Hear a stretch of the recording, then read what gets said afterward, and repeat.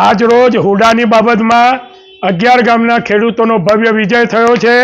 ગુજરાત સરકાર, મુખ્યમંત્રી, નાયબ મુખ્યમંત્રી કનુભાઈ સાહેબ અને દેશના પીએમ અને ગૃહમંત્રી અમિત શાહ આ બધાના ટેકાના કારણે 11 ગામના ખેડૂતોનો ભવ્ય વિજય થઈ હુડા રદ થયો છે. એનો અત્યારે આનંદ છે. આજ રોજ રાજ્ય સરકાર દ્વારા હિંમતનગર અર્બન ડેવલપમેન્ટ ઓથોરિટીની જે રચના થઈ હતી તેને સંપૂર્ણપણે વિખેરી દેવામાં આવી છે અને હિંમતનગરમાં આજથી હુડા સંપૂર્ણપણે રદ કરવામાં આવ્યું છે. એની જાહેરાત આજ રોજ સરકાર દ્વારા કરવામાં આવી છે.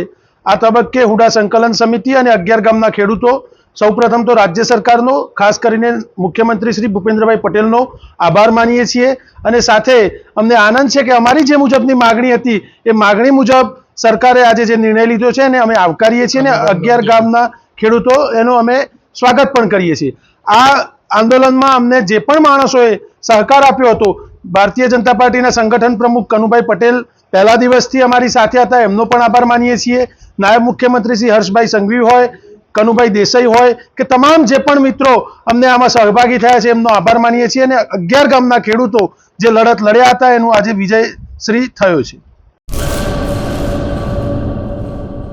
Admission open. Uma education trust સંચાલિત ઉમા વિદ્યાલય ગુજરાતી અને અંગ્રેજી બંને માધ્યમમાં શિક્ષણ આપવામાં આવે છે. શિશુ મંદિર 1 અને 2 સાથે એલકેજી અને યુકેજી તથા ધોરણ 1 થી 12નો અભ્યાસ અમારે ત્યાં કરાવવામાં આવે છે. ઉચ્ચ માધ્યમિક અભ્યાસમાં આર્ટ્સ અને કોમર્સ પસંદ કરી શકો છો. સંસ્કૃતિ અને સંસ્કાર સાથે આધુનિક શિક્ષણ.